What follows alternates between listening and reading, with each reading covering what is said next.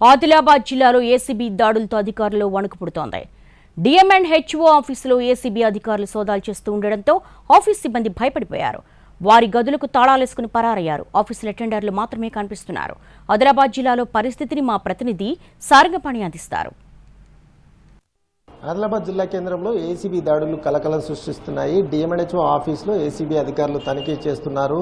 ఇప్పటికే ఒక అధికారి 30,000 లంచం తీసుకుంటూ ఏసీబీకి చిక్కాడు. అయితే ఇదివరకు ఒక మైనర్ బాలిక అబార్షన్ సంబంధించిన కేసులో ఏవైతే పిల్స్ ఇచ్చాడని చెప్పి ఒక మెడికల్ షాప్కు సంబంధించిన మెడికల్ షాపును సంబంధించి ఆ వ్యక్తి పేరు లేకుండా చేయడం కోసం బాధితుడు ఏసీబీ అధికారులను సంప్రదించాడు. ఆ తర్వాత తనకు లంచం ఇవ్వడం ఇష్టం లేక ఏసీబీ అధికారులకు చెప్పడంతో వాళ్ళు ఈరోజు వస్తూ డబ్బులు ఇస్తుండగా రెడా పట్టుకున్నారు. అయితే ఏసీబీ తనిఖీల నేపథ్యంలో డిఎంఎండ్హెచ్ఓ కార్యాలయంలోని రూమ్లన్నీ గదులన్నీ అధికారులకు సంబంధించిన గదులన్నీ ఈ విధంగా తాళాలు వేసి ఉంచిన పరిస్థితి అయితే కనిపిస్తుంది.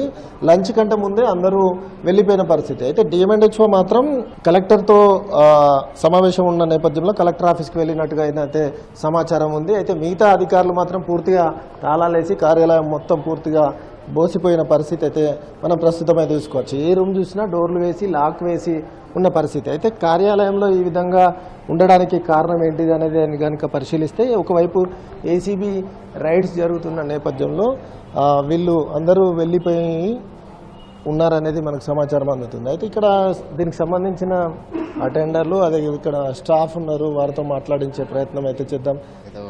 డెమో గారు ఏదో ఏసీబీ ట్రాప్ అయిందని తెలిసింది సార్. ఆ క్రమంలో విచారణ జరుగుతుంది సార్. మరి వాస్తవం ఏందో తెలియదు. ఇక కొద్దిగా హడావుల్లో వాళ్ళు భయభ్రాంతులకు ఏమైనా లోన్ అయిందో తెలియదు సార్. మరి ఎప్పటి నుంచి జరుగుతున్నది? దాదాపు 11:15 అయిందండి. ఇప్పటి నుంచి దాదాపు ఇక్కడ విచారణ జరుగుతుంది. ఏసీబీకి సంబంధించిన అధికారుల విచారణ అయితే ఇక్కడ కొనసాగుతుంది. ఎవరైతే రవిశంకర్ అనే అధికారి మెడికల్ షాప్కి సంబంధించిన వ్యక్తిని ఇక్కడికి రమ్మని డబ్బులు తీసుకుంటున్న క్రమంలో ఏదైతే కార్యాలయం ఆవరణలో ఉన్న చెట్టు దగ్గర డబ్బులు తీసుకుంటున్న క్రమంలో ఏసీబీ అధికారులు రెడీ హండ్రెడ్గా పట్టుకోవడం జరిగింది. గత కొంతకాలంగా చూసుకున్నట్లయితే ఆదిలాబాద్ ఉమ్మడి జిల్లా వ్యాప్తంగా ఇప్పటికే ఈ సంవత్సరానికి 4 కేసులు నమోదయ్యాయి. ఇది వరకు ఉట్నూరు సంబంధించి ఒక వెటర్నరీకి సంబంధించిన అధికారి, దాంతోపాటు ఇక్కడ ఒక బిల్డింగ్ కాంట్రాక్టర్ వద్ద సైతం లంచం తీసుకుంటూ మరొక అధికారి పట్టుబడ్డాడు, డిఈ.